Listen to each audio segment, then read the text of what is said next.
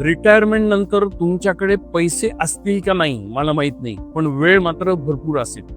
त्यामुळे त्या वेळेचा वापर कसा करायचा हा एक खरा मोठा प्रश्न आहे. रिटायरमेंट बद्दलचे 2 मोठे धडे आज मी तुम्हाला देतो, ते लक्षात ठेवा आणि त्याप्रमाणे तुमचं आयुष्य प्लॅन करा. लेसन नंबर 1, रिटायरमेंट नंतरचा वेळ हा तुमचा मित्र असेल किंवा शत्रू असेल. तुम्ही काम करत असताना ऑलरेडी भरपूर बिझी असता. कामाच्या जागेवर घरचे व्याप या सगळ्यांमध्ये तुम्ही भरपूर व्यस्त असता, त्यामुळे वेळ कसा जातो कळत नाही.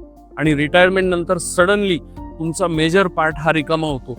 And if you don't know what to do in that time, retirement can be extremely boring and frustrating. त्यामुळे आत्ताच प्लॅन करा की रिटायरमेंट नंतर तुम्ही काय करणार आहात, कुठल्या प्रकारचं वाचन, कुठल्या लोकांबरोबर रिलेशन ठेवणार आहात, तुमची लिजर ऍक्टिव्हिटी काय, हॉबी काय आहे, कुठे कॉन्ट्रीब्यूट करणार आहे, या सगळ्याचा आधीच विचार करा. आणि लेसन नंबर 2 म्हणजे रिटायरमेंट ही काही जादू नाहीये, वेगळं काही नाहीये. तुमच्याच लाईफचं ते एक एक्सटेंडेड व्हर्जन आहे. त्यामुळे जो माणूस आधी काम करत होता तोच माणूस रिटायर होणार आहे. त्यामुळे रिटायरमेंट नंतर अचानक काहीतरी तुमच्या लाईफमध्ये जादू होणार नाहीये. जर तुम्हाला ती जादू होणं अपेक्षित असेल तर स्वतःवर काम करा, स्वतःच्या सवयींवर काम करा, स्वतःच्या हॉबीजवर काम करा आणि एक लॉंग टर्म प्लॅनिंग करा. कारण रिटायरमेंट हा असा विषय आहे की जो कोणालाही टळलेला नाही.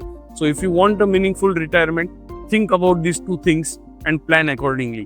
ज्या लोकांना हा विषय पटला, कॉमेंट रिटायरमेंट.